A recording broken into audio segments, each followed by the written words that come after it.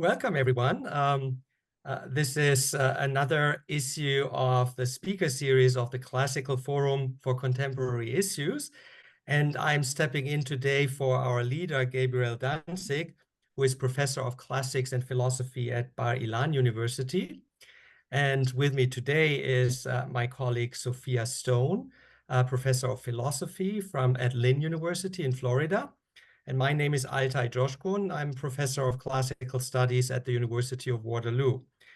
And together with today's distinguished speaker, whom I'm soon to introduce in some more detail, and also with Fiorenza Bevilacqua, who is also with us, we formed the committee of the Classical Forum for Contemporary Issues, a group that has joined as of this January, forming around academics in the field of classical studies initially, but basically very much interested in exploring the world and exploring contemporary problems of the world with the lens of, well, history and also philosophy. But in addition to that, we do not shy away from having engaged political discussions. We really want to engage with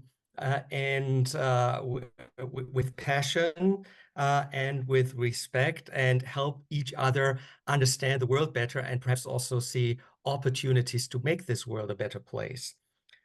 Now, we welcome everyone who is driven by the same kind of curiosity and interest in being part of this conversation.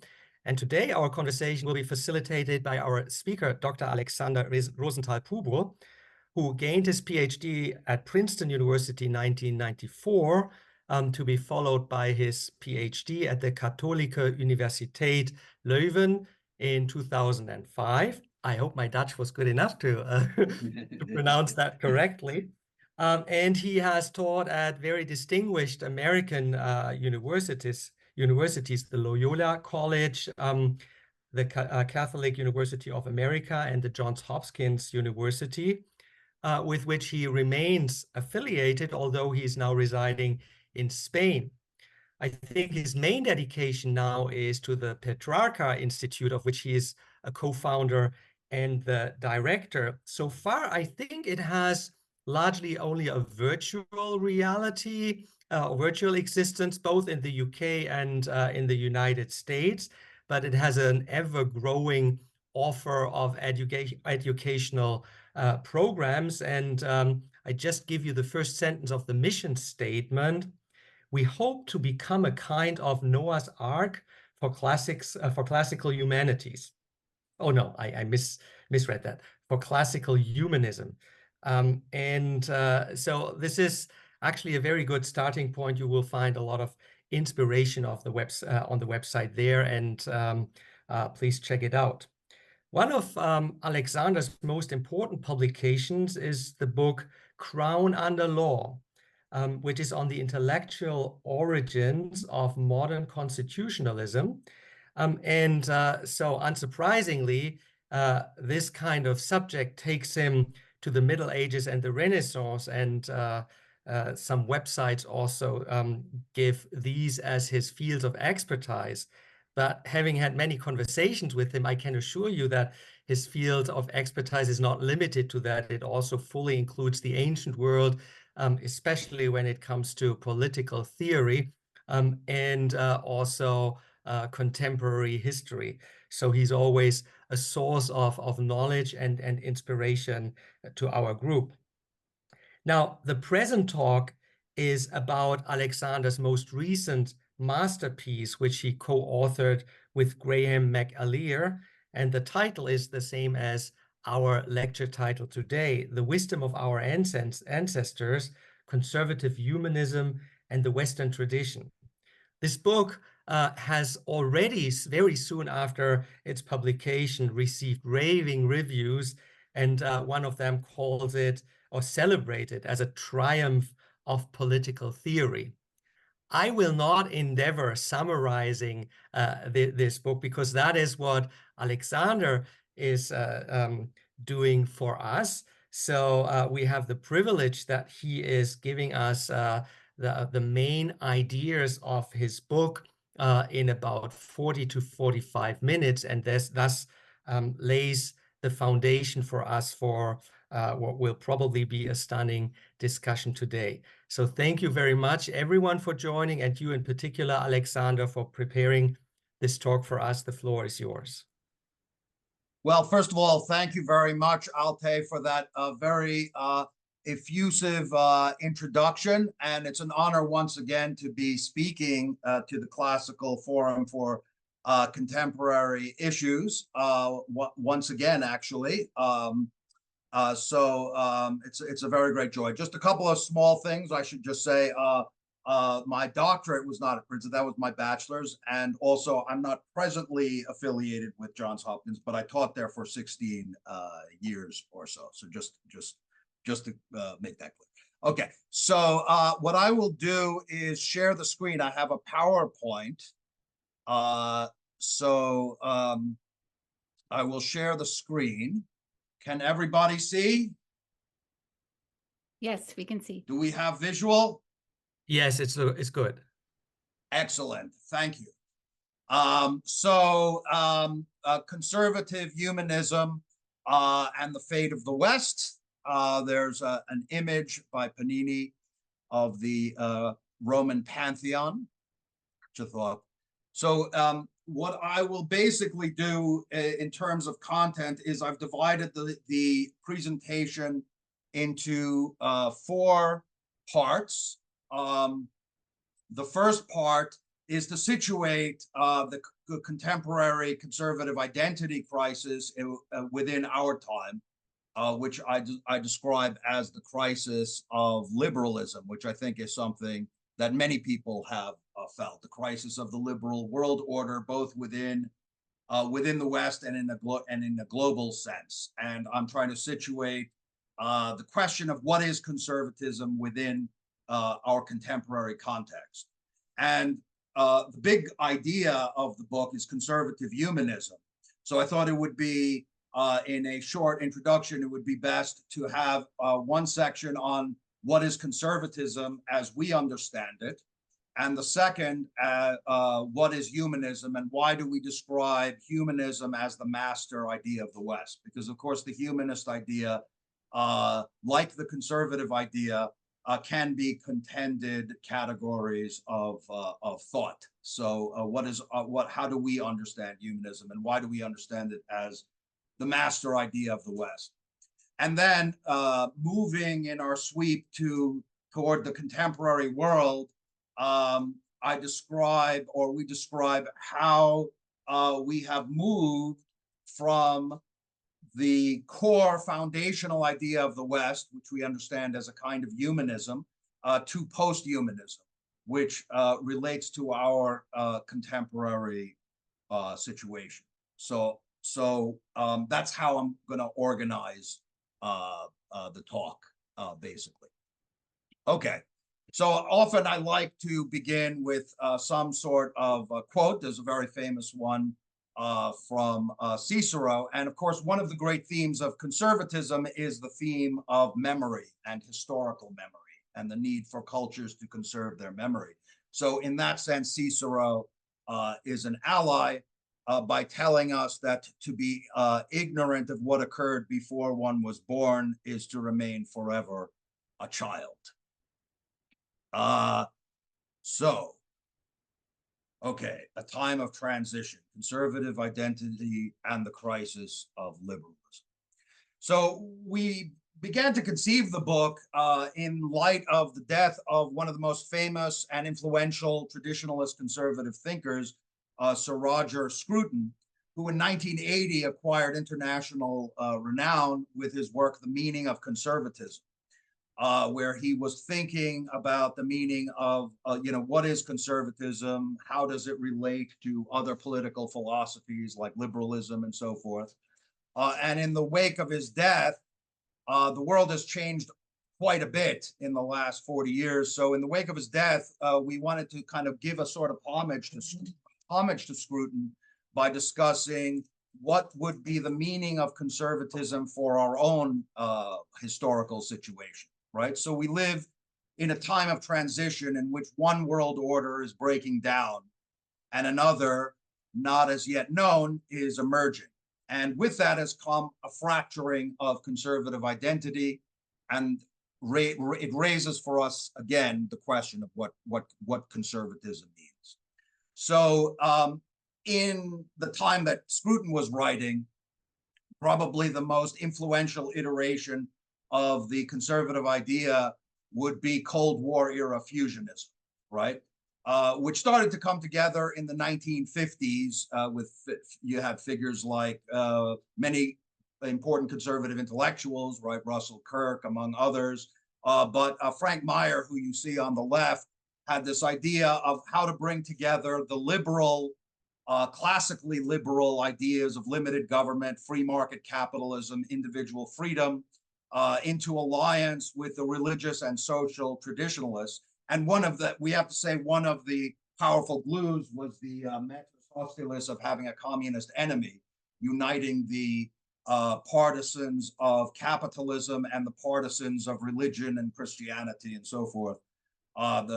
So this, I think, really came together in the Reagan era, right? It's sometimes called the Reagan coalition between classical liberals who believe in limited government, free markets, and individual freedom, the Christian right, which became an important part of Reagan's coalition, and a strident anti-communism.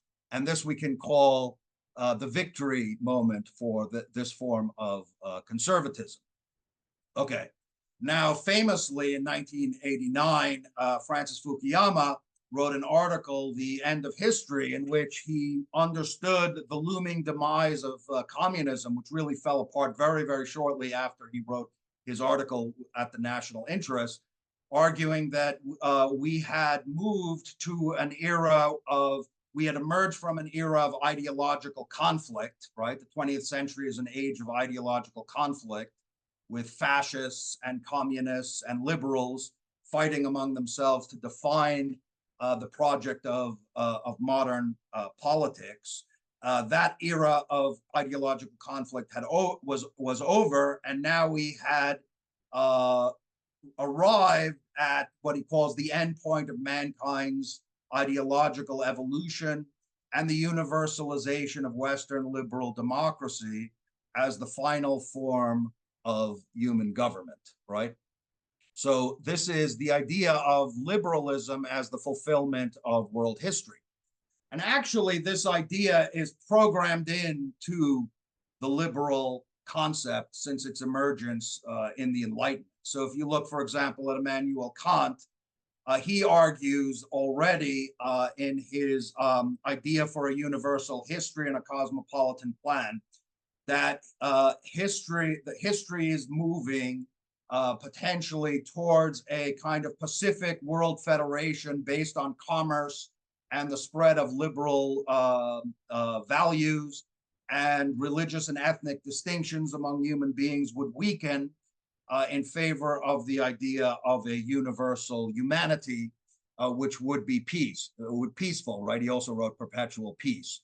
So this idea that history is redemptive, right? History is moving towards this a moment where of peace and prosperity and global cosmopolitanism is sort of programmed already into the liberal idea. So in a certain sense, Fukuyama was announcing the fulfillment of what the 18th century Enlightenment figures had prophesied.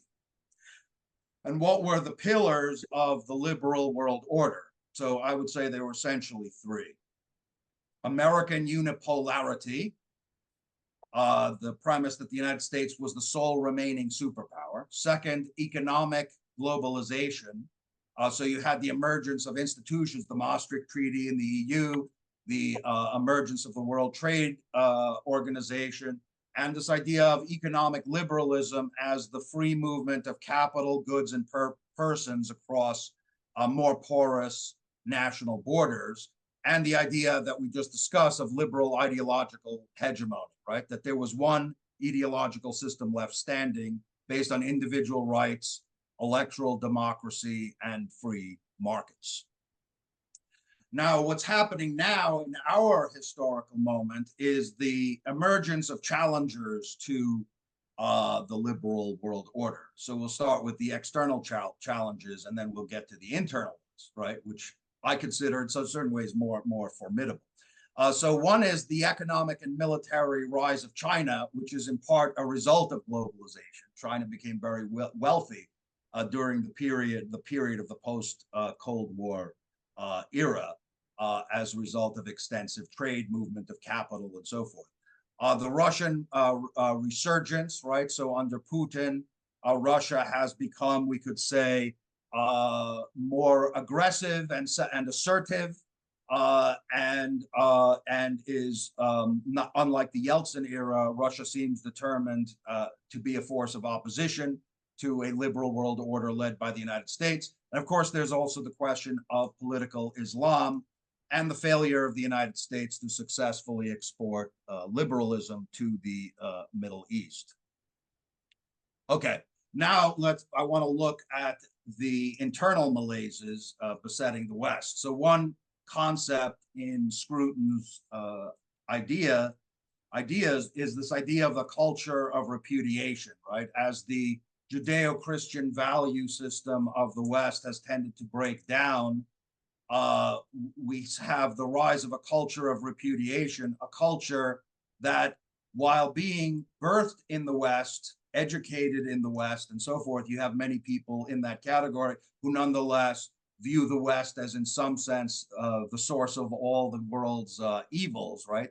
These are particularly prominent in the intelligentsia, and repudiate the Western past, the Western tradition. So, to give it some examples, Stephen Balch in a National Association of Scholars study noted that the Western Civilization Survey course virtually disappeared from the American university.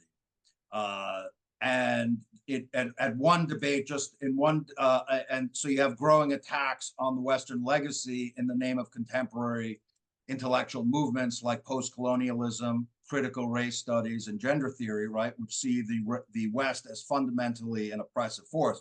So Stanford had a recent debate about whether to reintroduce a Western civilization course. And one student wrote, and I just thought it was sort of iconic, right? A Western civ requirement would necessitate that our education be centered on upholding white supremacy, capitalism, and colonialism, and all other oppressive systems that flow from Western civilizations. So this, I think, captures very well Scruton's idea of a culture of repudiation. There's kind of like a burden of guilt, which the Western inheritance is seen as kind of burden of guilt, and we purge ourselves by repudiating it and showing that we take no part. We in our generation take no part in these evil and benighted generations who preceded us, right?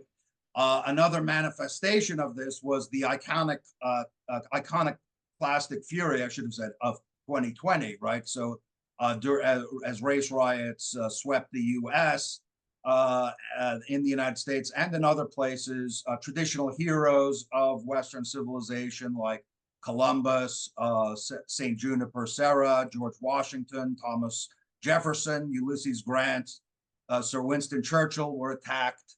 There were also attacks on churches and synagogues and so forth. So we could say that all of this is sort of evidence, one could say, of not only the culture of repudiation, but a kind of loss of civilizational confidence when you have Westerners attacking the West quite passionately and in such a strong symbolic way. So one of the things we said in the book was central to the contemporary role of conservatism is to act as the guardian of Western civilization's confidence. Okay, now with respect to liberalism, specifically, there seems to be widespread disaffection from liberalism, both on the left and on the right. So if you look at this work on critical race theory by Richard Delgado, one of the preeminent critical race theorists, he wrote that critical race theory questions the very foundations of the liberal order including equality theory, legal reasoning, Enlightenment rationalism, and neutral principles of constitutional law. So it's the idea of the Western liberal freedoms as being actually covers for oppression, right? And new terms in the last decade entered the mainstream, like woke ideology, cancel culture, deplatforming, shadow banning, right? In other words, illiberalism, you could say, right? Not allowing certain views to enter into the discourse. But we could say that on the right, there have also been disaffection from liberalism. So an increasing number of conservatives are disaffected by the direction of Western liberal society on issues like abortion, euthanasia, pornography, sexuality, promotion of social and legal environment hostile to traditional Christian norms concerning marriage, sexuality, the family, masculine and feminine identity. And a number of particularly Catholic conservative intellectuals like Adrian Vermeule of Harvard and Patrick Deneen are kind of in this trend that's sometimes called post-liberalism, that kind of views the liberal idea of the sovereign individual, master of his or her own destiny, who can do what they like, that this is actually something which is a dissolvent of the traditional religious and moral restraints. There's also been another source of disaffection from economic liberalism on the right, which is the perception that globalization, by fueling mass migration and the outsourcing of labor, has been destructive of the working class in particular, right? It's particularly those who perceive themselves as kind of the losers of the globalization process, as they are forced to compete with cheaper labor from other parts of the world, as well as concerns about mass migration of a cultural nature, fears about loss of cultural identity and so forth. So there's been neo-nationalist backlash. And I think that this has somewhat affected the question of, by the way, all these figures represent nationalism. Almost all of them have avowed nationalism explicitly. And so what this has kind of led to within conservatism is a conservative crisis of identity. You have the split between the national conservatives who emphasize nationalism, borders, return to sovereignty, control of mass migration, and so forth, and the freedom conservatives who emphasize individual liberty, limited government, free trade, and so forth. So both nationalism and liberalism are important political philosophies, and it was not the primary purpose of our book to critique either one, but rather to distinguish conservatism from either nationalism or liberalism. So to do that, we wanted to delve into the sources of classical conservatism, right? How did conservatism emerge as a thought movement within the West? Okay, so part two. Very simply, conservatism, as the word itself describes, wants to conserve, right? And what it wants to conserve is the ancestral traditions, right? So this attitude is actually the default attitude of culture, right? Historically. So you have Confucius saying, I'm a transmitter rather than an original thinker. I trust and enjoy the teachings of the ancients. Cicero celebrates the mos maiorum and urges that nothing should be done contrary to their example, right? So this idea of reverence for the past, reverence for the ways of our ancestors is a default aspect of cultures worldwide, everywhere. And there are three principal organs of tradition, which we discuss, right? If conservatives are interested in conserving the tradition, that means that they are also interested in those institutions which transmit culture from one generation to the next. So which are they? So the first one would be religion, right?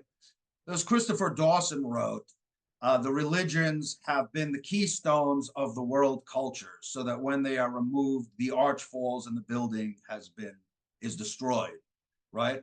If we were to define the distinctions between civilizations, right? For example, what is it which distinguishes the Islamic civilization? Well, obviously Islam. the Indian civilization, which has been dominated by Hinduism, the Chinese civilization, which has been dominated by Confucian and Taoist and Buddhist to some degree traditions. In the case of ancient and modern Israel, it's unintelligible if we don't understand it in terms of Judaism. All the world civilizations have been sort of, as Dawson describes, the center of a cultural complex, embracing morality, the cycle of life, art, literature, music. And historically, for the West, for Europe, for the European civilization, Christianity fulfilled that role, right? It would be impossible to understand the moral values that dominated the West, certainly from Constantine to the Enlightenment, but also in terms of influence well beyond. It would to understand the music of Bach or the sacred music of Mozart, Shakespeare, right? I mean, Michelangelo. None of this would really be intelligible without reference to Christianity. Not to mention the educational and charitable institutions. One could go on and on. It's a culture literally saturated by Christianity for centuries, right? Europe. So Edmund Burke, during the attacks on Christianity during the French Revolution, wrote that the Christian religion, he says that it has been our boast and comfort and one great source of civilization amongst us. And T.S. Eliot in the 20th century said, if Christianity goes, the whole of our culture goes. So if religion is the spiritual, the spiritual foundations of religion are really the basis of civilizations in the way traditionalist conservatives have looked at it. The second institution to look at is the family, and that's kind of obvious because it is through the family, marriage, and the procreation and rearing of children that comes through marriage and forms the family that physically, even at the level of physical existence, cultures or worldwide perpetuate themselves and have perpetuated themselves, right? So T.S. Eliot says the primary channel of transmission of culture is the family, which is interesting because the family is not only responsible for physical perpetuation of a culture, but also it's also a school of education, right? The child first learns the mores of his or her culture within the context of the family. And this also explains why conservatives are apoplectic about efforts to alter the family, change the definition of marriage, about things like the demographic crisis, declining birth rates, declining rates of marriage. They see all these things as sort of destructive to the continuity of a culture or a civilization. And the third institution would be education, right? The third organ of tradition would be education. Every world civilization has an educational tradition. Common educational tradition, writes Christopher Dawson, creates a common world of thought with common moral and intellectual values. He goes on to say that any break in the continuity of an educational tradition involves a corresponding break in the continuity of the culture. If the break were a complete one, it would mean the death of the civilization, right? So whether you're looking at the study of the Confucian classics in China or the Brahmins of India, or whatever culture or civilization you look at, there's always an educational tradition that is passed on century after century. Does the West, does Europe have an educational tradition? And Dawson forcefully replies, yes. He says the great classical writers of the 1st century BC, above all Cicero, Virgil, Livy, and Horace, have an importance that far outweighs their intrinsic literary value, great as that is, for they are the fathers of the whole Western tradition of literature and the foundations of the edifice of European culture. So literally, as he understands it, I think this is intelligible to us, literally from the 5th century Athens to the Roman grammarians, to the monks of the Middle Ages, to the medieval university, to the Renaissance humanists, to the modern university, the classics were foundational for the formation of the educated Western person. Okay, Now, one of the things that's interesting, I think, about conservatism is it's not like other ideologies, a kind of theory. It begins from actual historical culture and derives its principles from history, from embodied historical cultures, right? But I think we can derive certain principles from what I've already said, right? So the first is we see that conservatism has a great interest in communal institutions, right? Religious institutions, right? Like churches, for example, right? The family is a communal institution, right? And private schools, non-state schools. So what this tells us is that conservatism is a kind of via media, right? Classical liberalism emphasizes the autonomous individual as the basis of its political theory. And socialism, as well as other political ideologies like fascism, communism, and so forth, tend to emphasize the state as embracing everything. But what conservatism is interested is in between the intermediary institution. Communal institutions like family, like church, like private schools, which are neither just the individual, neither just the sole atomic individual, nor the state, right? And it believes that the strength of these institutions is very important for the functioning and the virtues of the members of a community. There's also a second via media, which is important for our discussion, which is between liberal universalism, which is the idea that, well, taken to an extreme, it's the idea that, for example, national, ethnic, and religious communities are not important or are primitive, should be things to be transcended, right? So that's kind of one extreme. The other extreme is a kind of tribalism, which limits moral concern to just the members of your own group, right? And at the extreme, you can have xenophobia, exclusion, cultural relativism, which we see, for example, in Dugin's thought that each culture can create its own moral system, and so forth. So the conservative approach traditionally, if you look at Burke, is consonant with the idea of the Ordo Caritatis in the Middle Ages. You see in Thomas Aquinas, among others, which is the idea that you love, but in a certain order. So, for example, you love it's perfectly fine to have a privileged attachment to your own family over other people's families, right?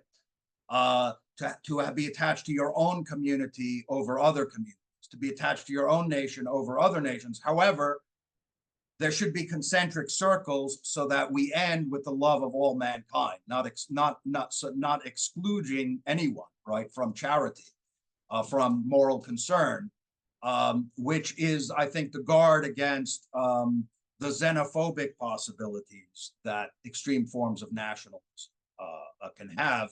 While conserving, there is a conservative affection for the local community, which is quite well attested, we could say. Okay, now up to now, most of what I've said can probably be said of conservatism cross-culturally and is more or less default attitudes that you can find by conservative, enunciated by conservatives cross-culturally. Why did conservatism become a political philosophy rather than just, there's a certain way in which before modernity, there was no conservatism because there was nothing but conservatism, right? In a certain kind of way. So the reason is because modern political forces attacked the tradition, right? So if you look at the French Revolution, which was as much the birth of conservatism as it was the birth of modern revolutionary thought, they literally, the Jacobins literally tried to begin history again from year one, right? There was a process of violent de-Christianization where they massacred priests and nuns. Churches were secularized and often desecrated. They tried to replace the Christian calendar and even the 7-day week, which comes from the Bible, right? They tried to replace it with a 10-day week. So they were trying to literally erase memory in order to rebuild society from the beginning, which is a revolutionary current in modernity, which we see oft repeated. So it was in the face of this attack that conservatism became a political a political force, a political movement. So modern conservatism is really a doctrine of crisis, right? It's defending the traditions which modern revolutionary thought is attacking. So you see there Burke's defense of the ancestors and their standard of virtue and wisdom. Okay, so hopefully I provided a basic overview of what conservatism is fundamentally about as we understand it in the book. But I want to look at a specific Western tradition, the tradition of humanism, which we understand as the master idea of Western civilization, and in a certain way, the central tradition, right? The distinguishing feature of the West. Okay.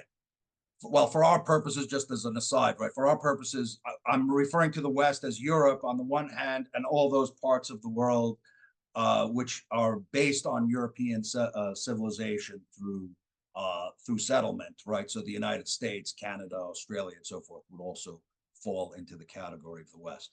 Okay, now this is kind of a different way of thinking about history, thinking about the story of Europe and the West in terms of humanism is a different way of thinking about it than Fukuyama, who refers to the triumph of liberalism as the triumph of the Western idea, thereby identifying liberalism as not a Western idea, but the Western idea. So the problem with that is then what happens to the rest of history? What happens to the Greeks, the Romans, the Catholic Church, the other thousands, a millennia-long history of the West? Well, it seems basically those were either wrong turns or in some way they prepared the ground for this final stage of history of liberalism, right?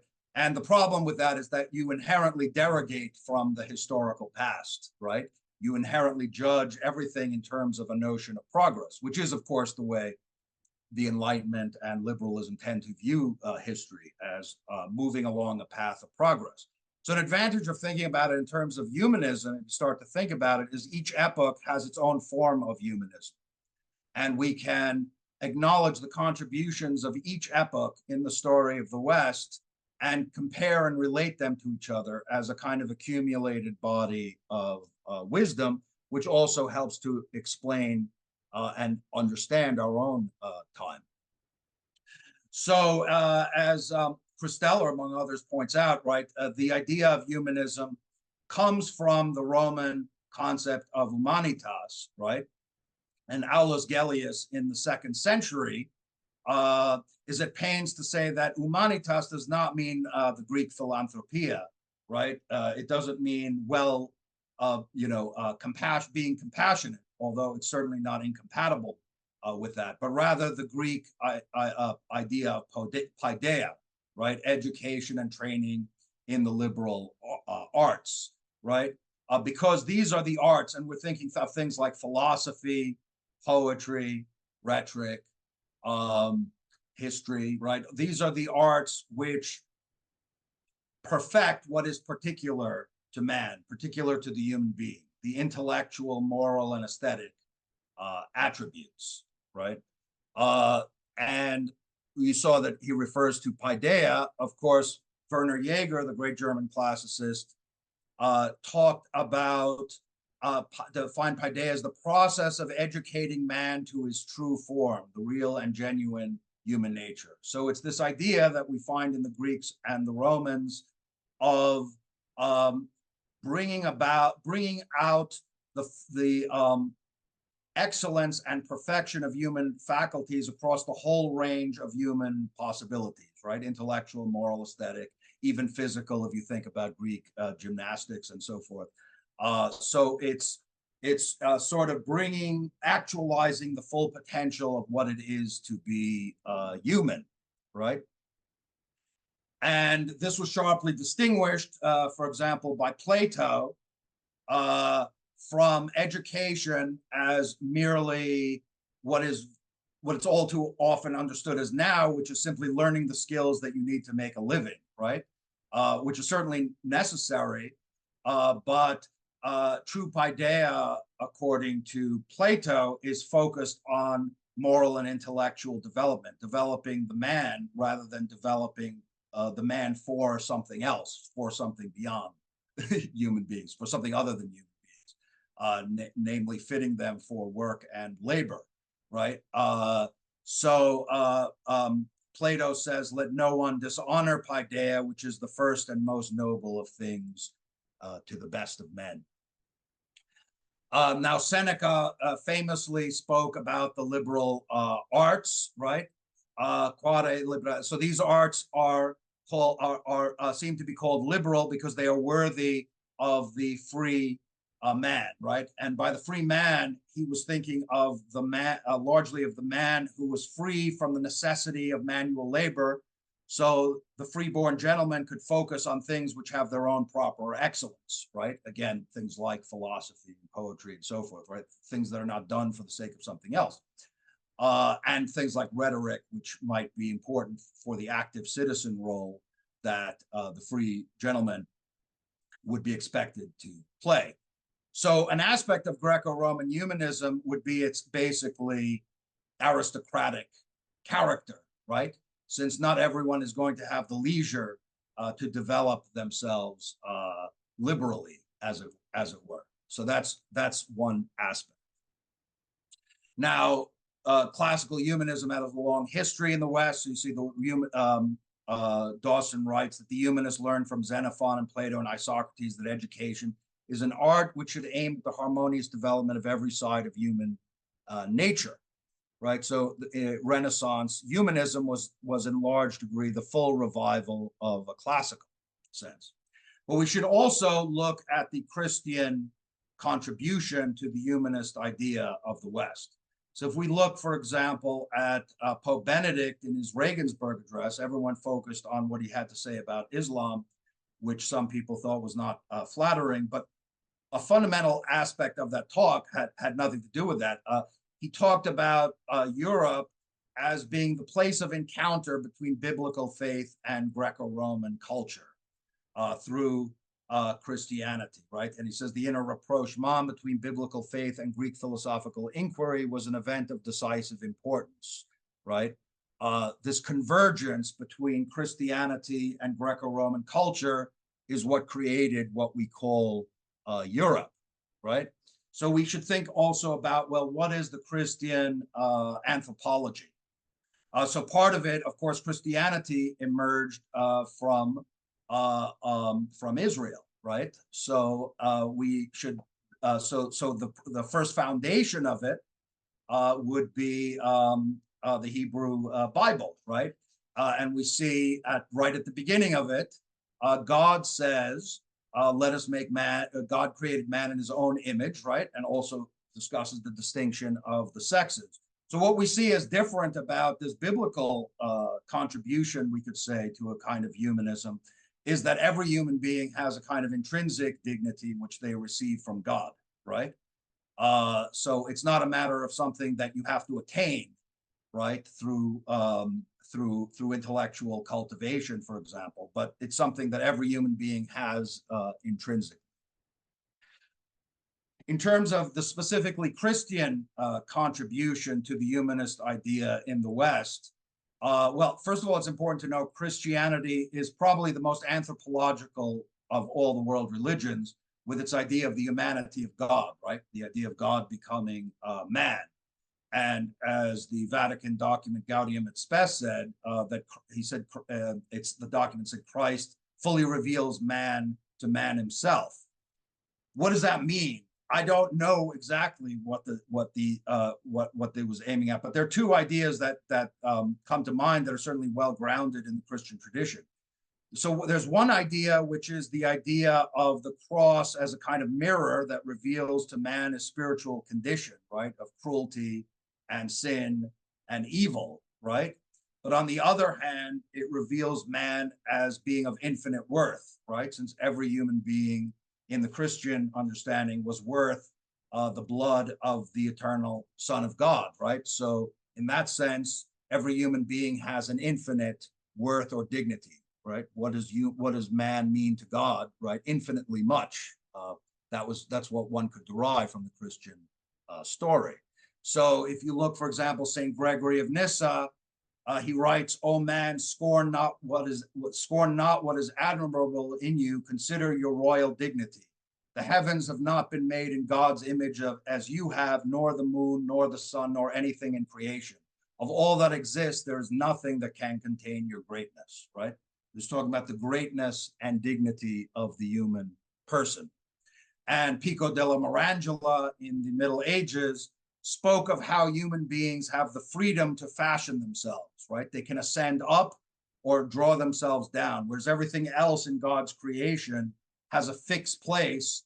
Man can make himself what he wills, to be what he wills to be, right? Which was an idea which helped power the Renaissance. There's the Christian universalism in this respect also helped power the idea of human rights, the emergence of human rights in the West, right? So Francisco de Vitoria, during the Spanish conquest of the New World, there was the question of whether it was proper to enslave the people who were living there.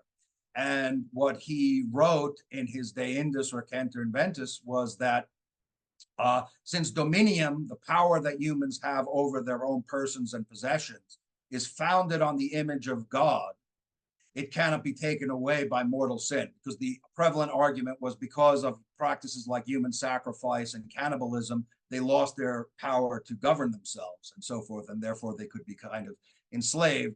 He says no, right? They're human beings created in God's image like everyone else.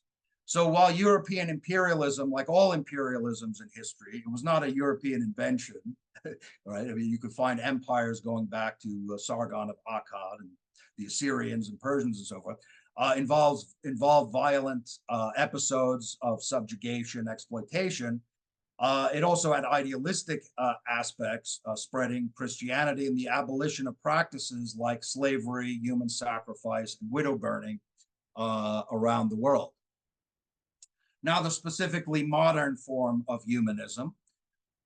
So the main idea you could see here with Sir Francis Bacon is this idea of giving man an empire over things through the knowledge of the arts and sciences. So this is modernity as a technological project which will establish the dominion of man over the world, right, through technology and through science, which I think is, in that sense, we're still very much moderns, right? Technology and the sciences are still very much valorized, and the dominance of human beings over nature is still very much valorized.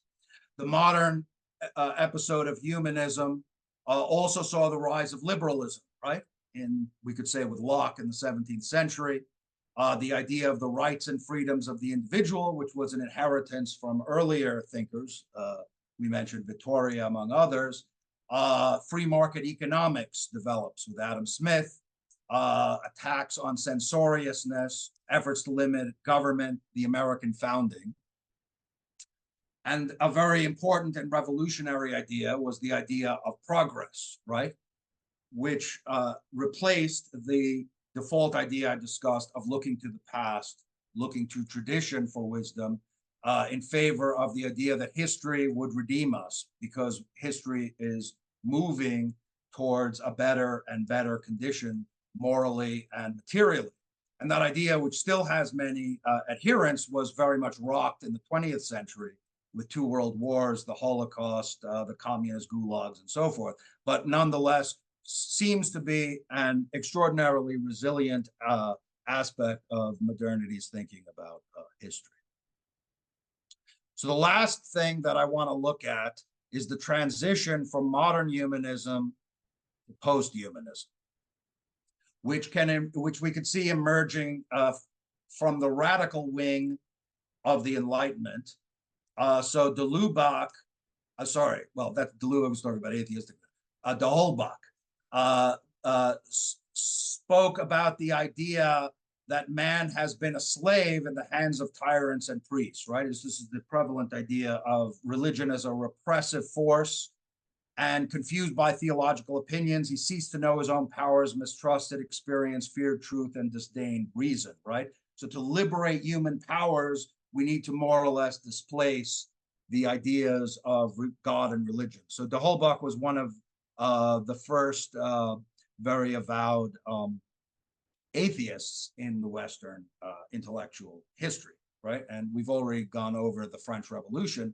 In the 19th century, what Cardinal de Lubac called atheistic humanism gained a lot of ground in some of the great intellectual philosophers of the time, who almost all of whom had significant influence on later ideological movements.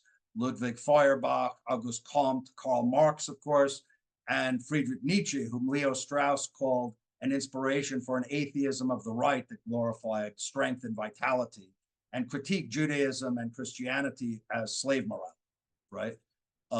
And this quote, "Man is something that shall be overcome. What have you done to overcome him?" I think is kind of symbolic of a kind of transition to an increasing post-humanism. Now, Nicholas Berdyaev, an important Russian thinker, religious existentialist of the 20th century who fled Soviet Russia after the revolution, he pointed out the paradox, right? That humanism, and here he means the secular humanism of modernity, not only affirmed man's self-confidence and exalted him, but it also debased him by ceasing to regard him as a being of a higher and divine origin. The result of man's self-affirmation, once he had ceased to be conscious of his tie with the higher and divine and absolute nature, was to bring about his own perdition. What is this idea? Well, remove God from the picture and man becomes a kind of cosmic accident.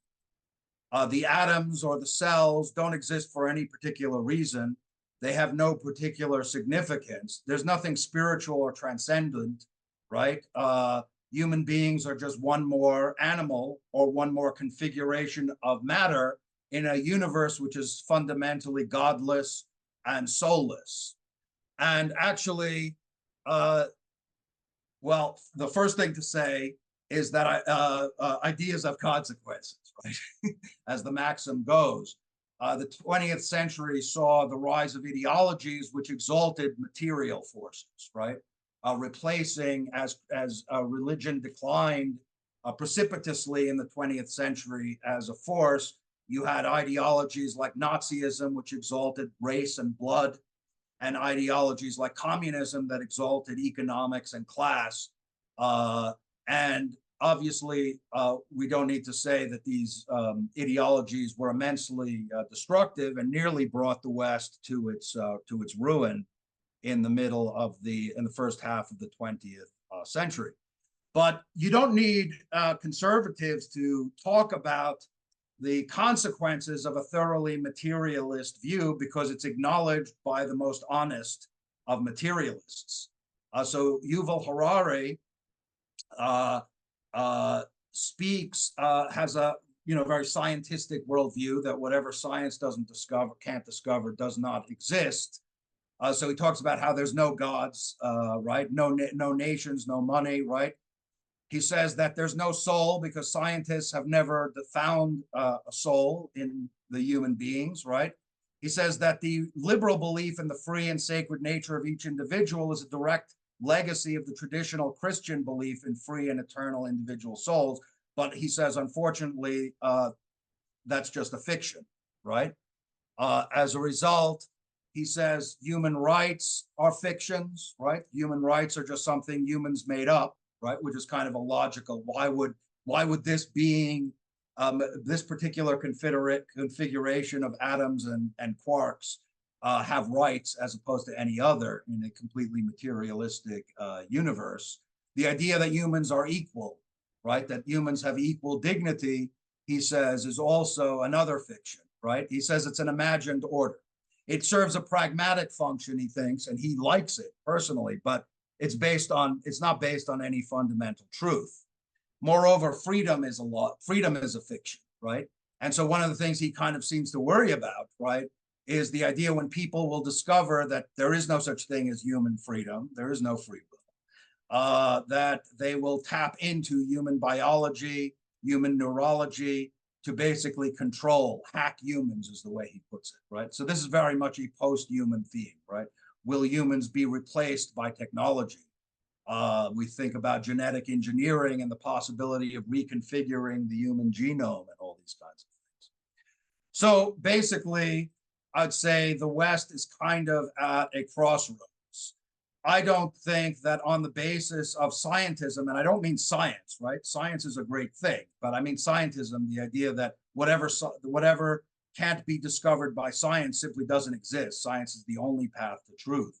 And materialism, there seems to be no way to ground any notion of human dignity on the basis of these ideas. So the big question before us is, will the West descend further into nihilism or ideological efforts to substitute its foundations, which have proven so destructive in modern history, or will it continue to negate itself, or will it reclaim the spiritual and intellectual inheritance of Western civilization, which is, of course, the hope of traditional conservatives, from the West classical and Christian foundations, which are rooted in the great texts of the Greco-Roman classics and the Bible. The West derived an ennobling view of human nature, its inherent dignity, and its high possibilities for intellectual, aesthetic, and moral cultivation. So what the book will argue is that this great synthesis of ideas deriving from a number of distinct cultures is the source of not only the West's past achievements, but also its hope for future rejuvenation. So I'll end there. Well done, Alexander. Thank you so much. Would you please unshare your screen? Yes, I should remember. Stop share. All right. Now I hear you. Now I hear you. Okay, thank you. So I was wondering about the way Alexander presented religion historically, because he tried to tell us that religion somehow was tied to the idea of human rights and individual rights, and religion was tied to the abolition of slavery in the West. And I would challenge that, and I would remind him, first of all, that religion did not do anything about the abolition of slavery, while religion was really in power. And slavery ended when religion was getting weaker and weaker, tied to secularization, gradual secularization. That's number one. Number two, I would urge Alexander to read statements by popes in the 19th century about the idea of a general election. The popes in the 19th century ridiculed the idea of a general election, asking individuals what they think was ridiculous according to the church. I would also remind Alexander that in the 19th century, the church, the Catholic Church, was totally opposed to the emancipation of Jews, for example, in Europe. Okay, the church thought that emancipating Jews and giving them equal rights was a dangerous idea. It was heresy, and so on and so forth. So what we see is that the idea of human rights is a fairly new one and has its roots only in non-religious sources. And again, we see in the 20th century, I think, the UN Declaration of Human Rights in 1948 mentioned religion only in one case. It mentions religion only as a possible source of prejudice and discrimination. Okay, so it seeks to defend individuals who are persecuted because of their religious beliefs. Other than that, this declaration, which is a momentous event in human history, even though you could say that most of those who have a claim to follow the declaration have not really practiced this idea of equality and human rights. But still, it is a major breakthrough. I would also urge Alexander to read the founding statements of the European Union and how the European Union was trying to deny religion and its place in the history of Europe.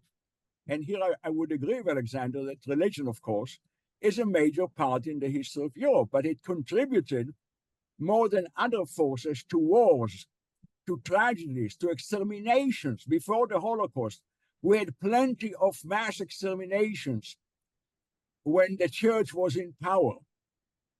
And we had plenty of atrocities. And about the discussions, the fantastic and interesting discussions about the status of natives in the New World.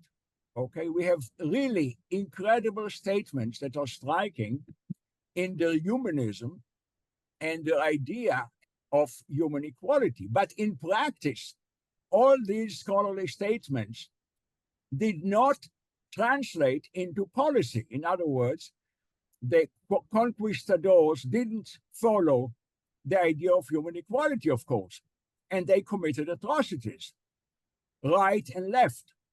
Despite the learned men of the cloth, the priest who wrote these beautiful statements about human equality, in reality, you had genocide and slavery. So this is the problem, my problem with the place of religion in history as presented by Alexander.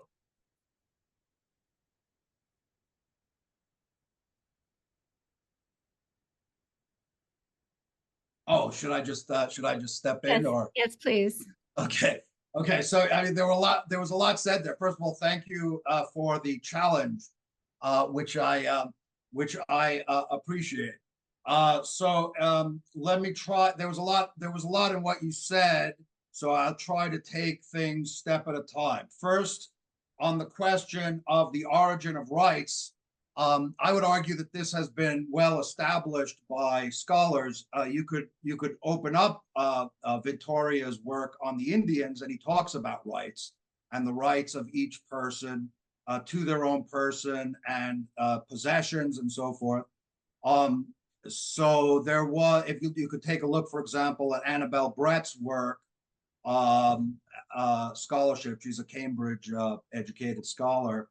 On the origins of rights in the Middle Ages. So we know, as a matter of historical record, that there was rights rhetoric previous to the 18th century, which is sometimes thought of as sort of the classic period. In terms of Christian contributions to rights rhetoric, well, if you look at John Locke, for example, Locke is replying to Filmer's absolutism, but Filmer is replying to the Jesuits because of their ideas of consensual government and the idea that government should be based on consent. That's not to say that you're wrong, that there have not also been Christians who have defended absolutist forms of governance. So that's quite clear. Slavery. So slavery is a universal human ill in every civilization across the world. So when one looks at the slavery question, I would say that the dispositive historical question is not why did all civilizations everywhere have slaves? Why did slavery exist? But rather, what was it that contributed to the end of slavery? And we know that there was a considerable religious contribution because William Wilberforce, to give one example, was a devout evangelical Christian in the British Empire who lobbied for the abolition of the slave trade, which he achieved in 1807, and the total abolition of slavery throughout the British Empire in 1833. And in the course of the 19th century, the European powers, in addition, at the same time that they were spreading Christianity through their missionaries, were also closing down the slave markets, for example, in Africa.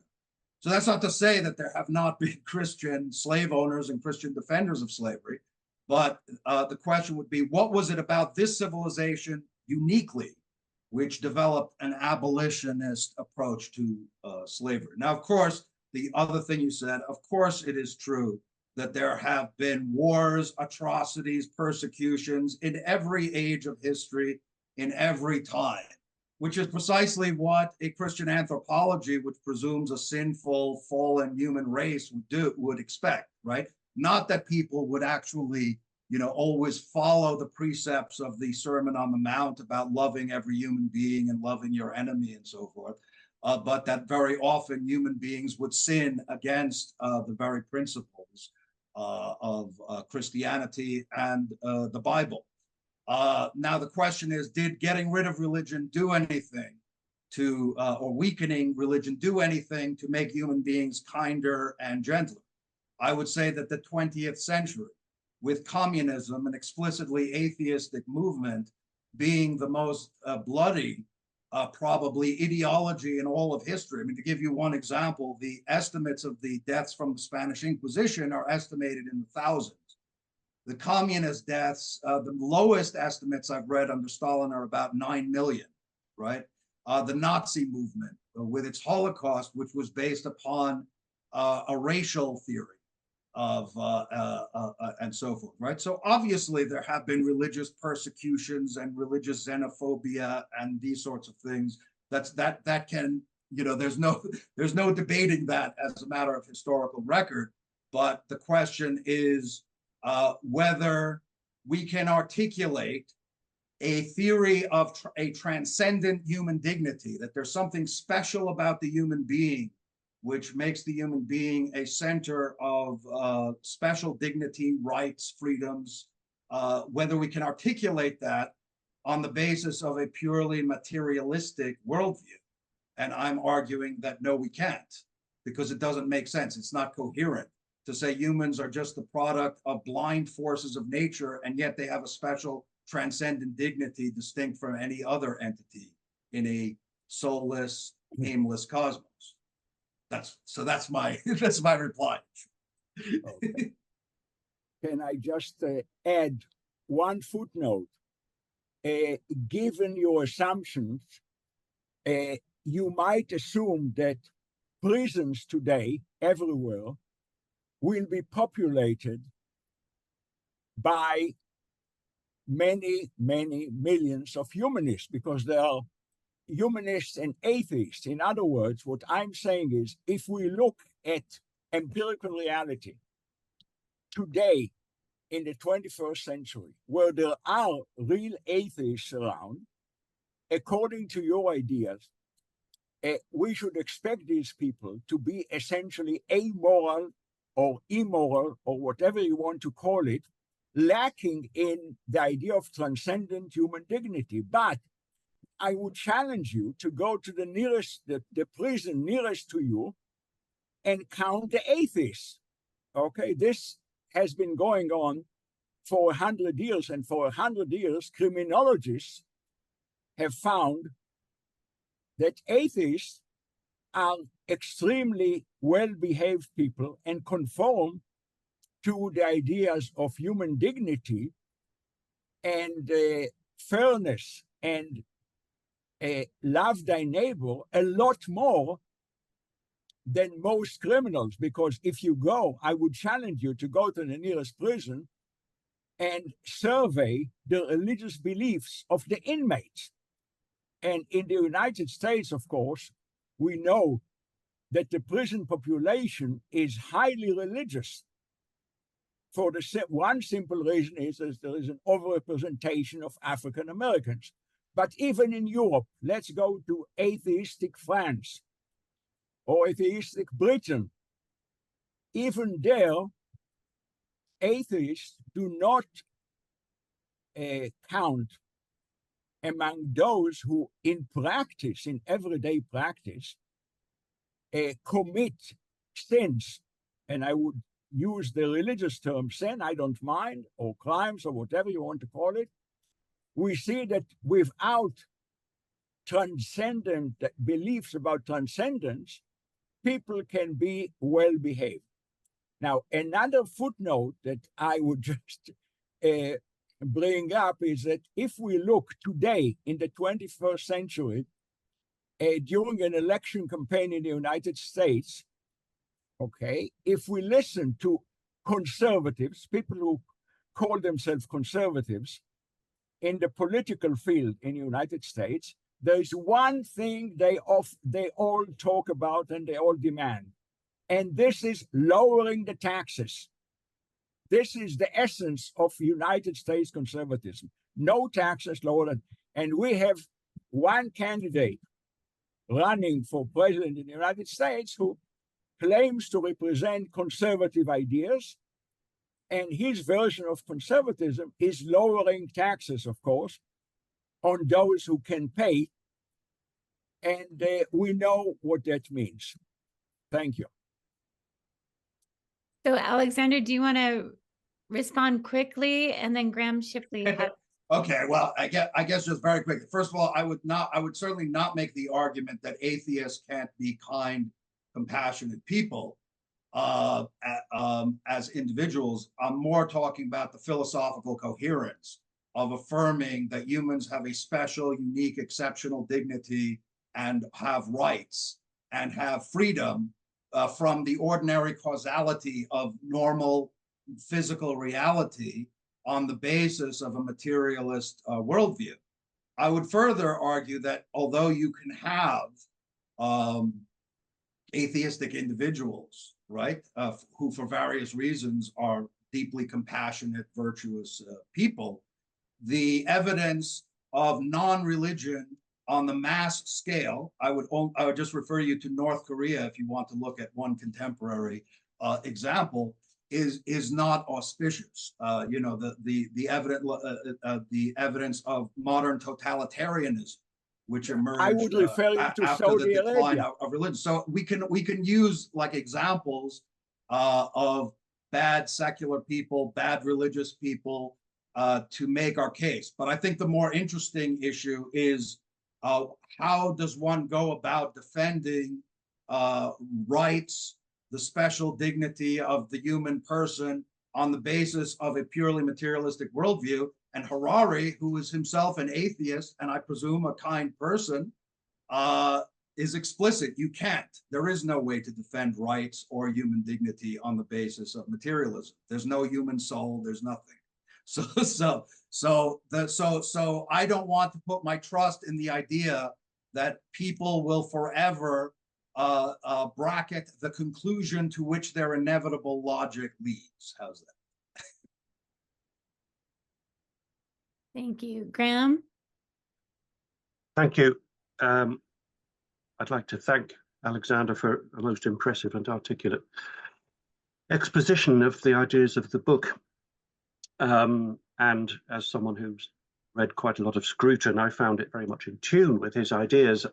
Those of you who are aware that just gone through a general election in Britain, which has seen a radical change, and the throwing out of a Conservative party, or at least a party that's Conservative in name, may relish the question I'm going to ask, which is fundamentally, Alexander, how does one move from that very convincing to me philosophical exposition of what it is to be human, and there I'm thinking of Scruton and his analysis of Kant, and from which it seems to me that what emerges is that because we have language, that makes us special, and you know that's why a materialist explanation of things is not sufficient, because as he says, you can't look at nobody looks at a painting and says, I see a surface of different colored pigments.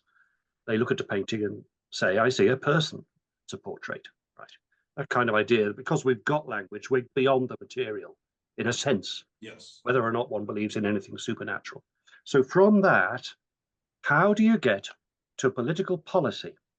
How do you implement, if you can, or promote conservatism through programs, party programs and policies? It seems very difficult to me to move from the one to the other. And as Evelyn Waugh, the novelist, once said, he would never vote for the Conservative Party because they'd never put the clock back by 1 minute. Yeah, so that's a very important and also, I think, difficult question. So I think, and maybe it came through a little bit in my talk, there's a certain way in which the book is kind of meta-political, in that we talk a lot about issues of culture and history of ideas and so forth. And I would say personally, and I can't speak for Graham necessarily, but I mean, I'm speaking personally, I kind of think of a political the political is kind of the most outward or surface dimension. When you're seeing political crises, you're seeing the most outward expression of cultural crises, right? In other words, a culture which doesn't value religion, doesn't value family, doesn't value its history, doesn't value the classics and education is not going to produce a very auspicious politics, right? So some of the action, I think, has to be local, and what we can do personally, involvement, community involvement, and these kinds of things in terms of promoting these ideas at the level of culture. That doesn't mean to say the state has no function. I think Scruton thought, and I think that's one of the ways he distinguished it, conservatism from liberalism. He did think the state had proper functions.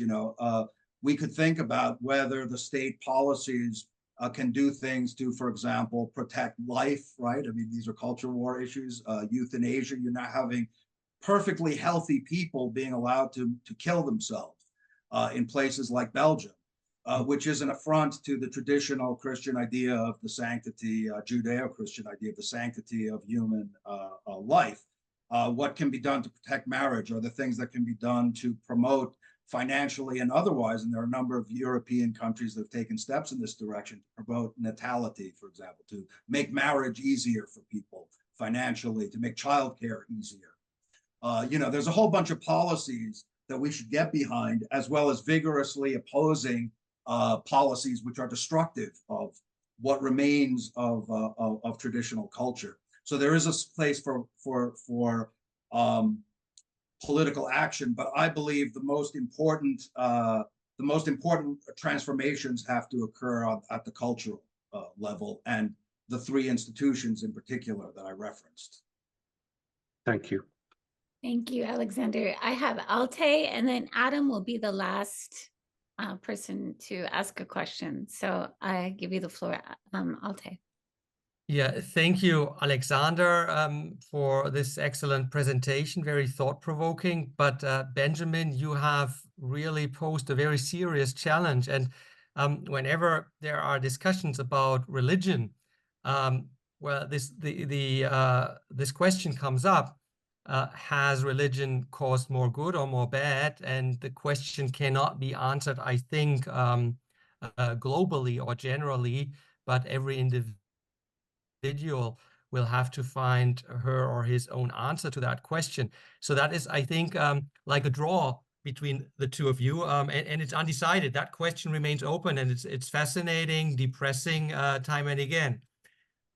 But then you moved on to the principle, or to the question whether human dignity can or cannot be defined without religion, without a transcendent being.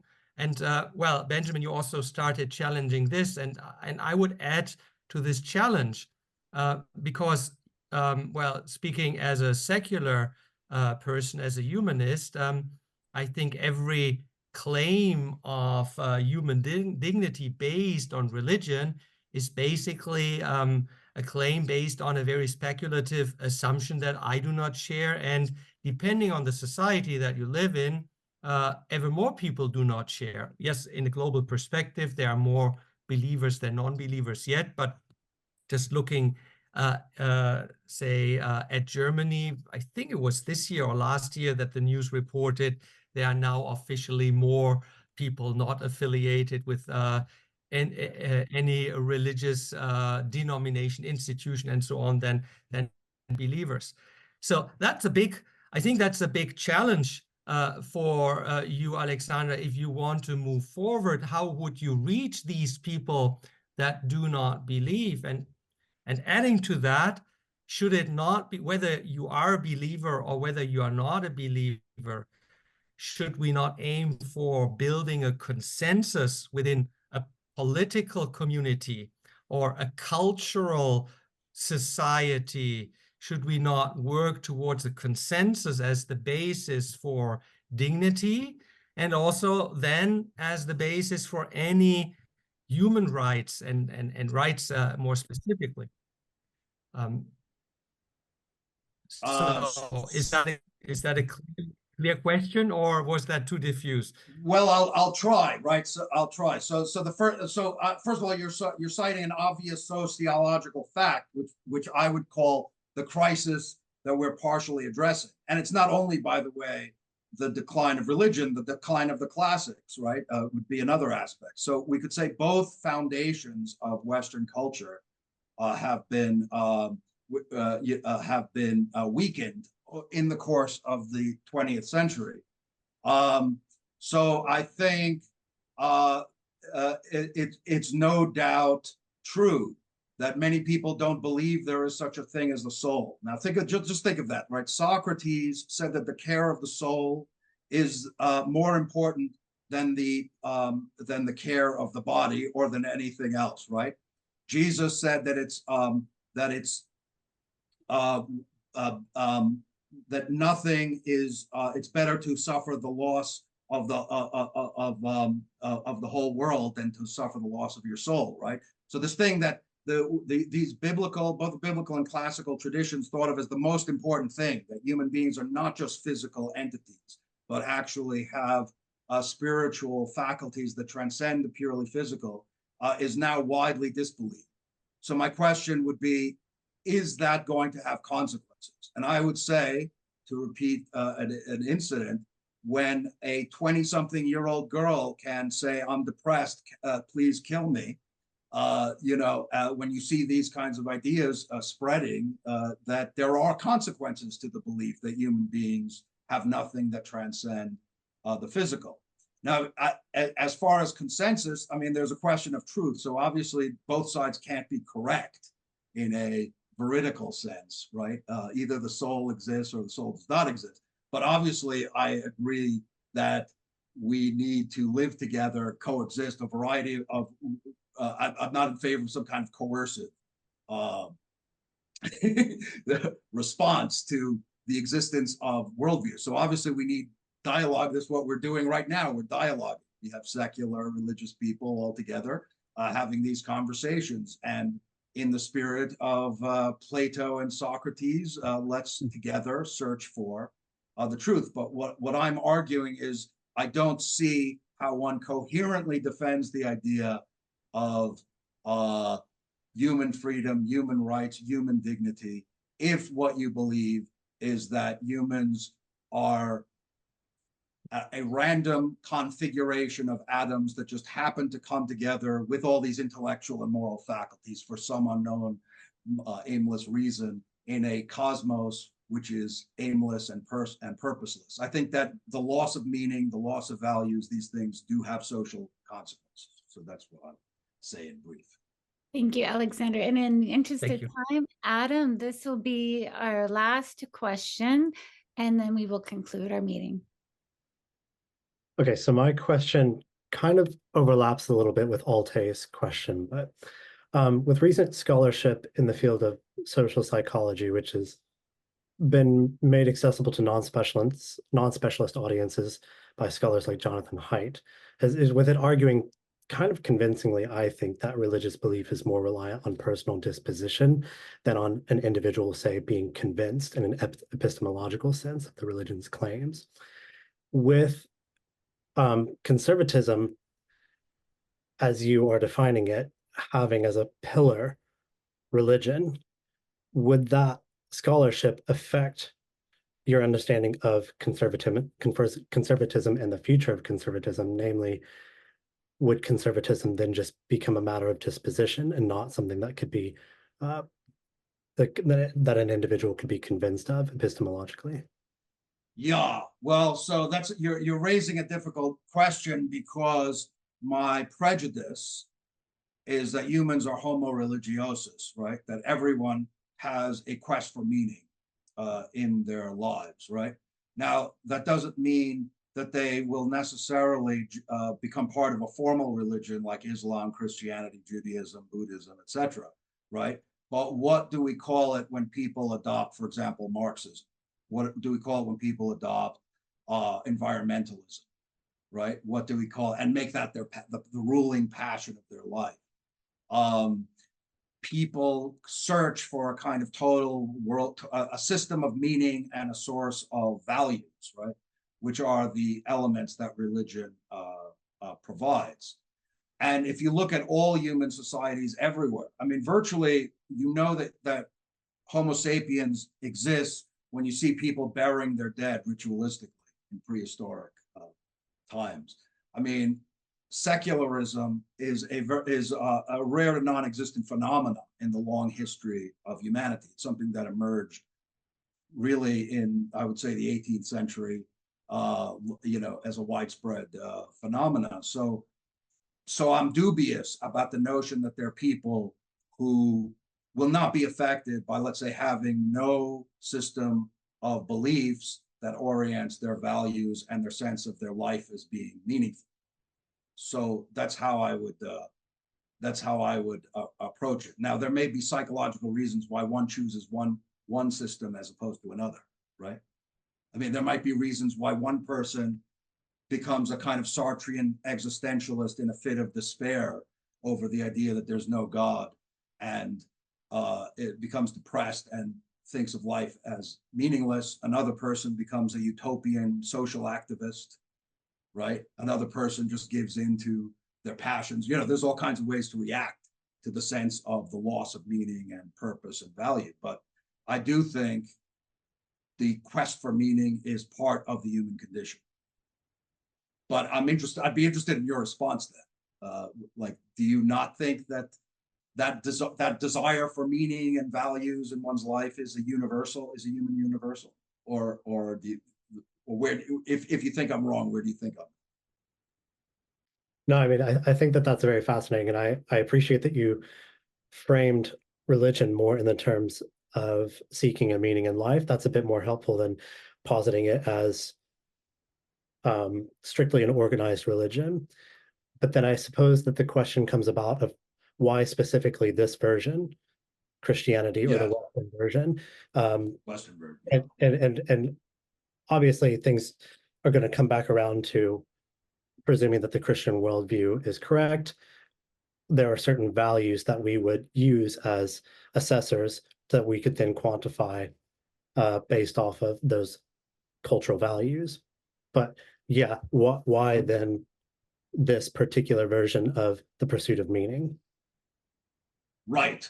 So, I mean, obviously, so that there you get into broad issues of religious apologetics and various other things. But we can deal with it just on the plane that I kind of discussed today, of the historical plane, right? The idea that every human being has an infinite human dignity, right?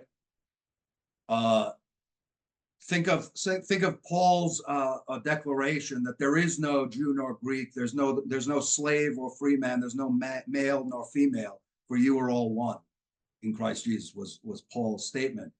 That idea of a universal human dignity is a powerful foundation for, I think, a lot of the positive reformist aspects of the West. It partially explains things like, why did the West abolish slavery when the idea didn't seem to occur to many people in the Islamic world, to give one example, right? I mean, when the British came in and closed the slave markets of Zanzibar, whatever, why was it that it had? So I see a lot of positive potential in the specifically humanist dimension, Christian humanist dimension of Christianity, and more broadly of the biblical tradition, right?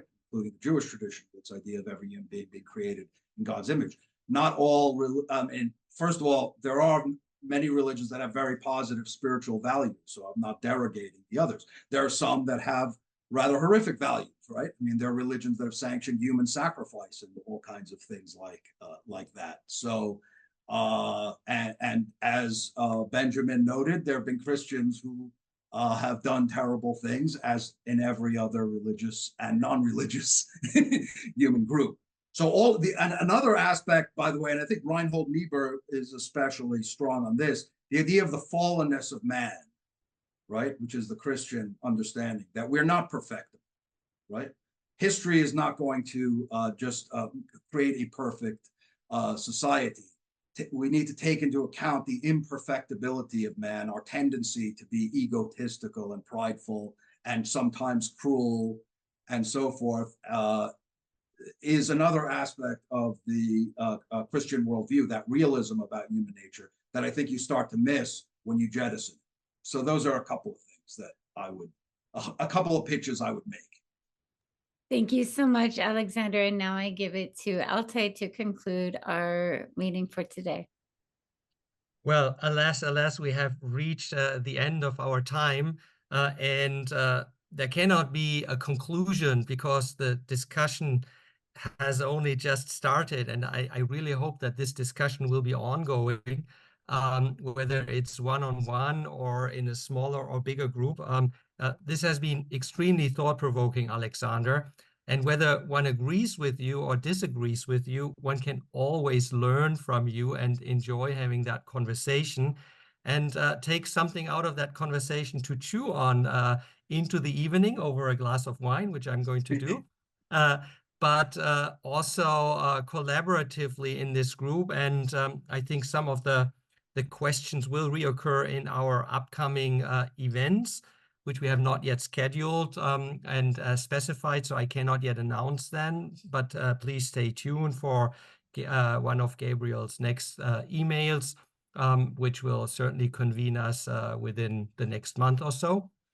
Well, let me thank you once again, you, Alexander, but also Sophia, and all those who have contributed to this conversation. You have a good night or a good afternoon wherever you are. Thank you very much. It was a pleasure talking to you all. Thank you, everyone, for coming.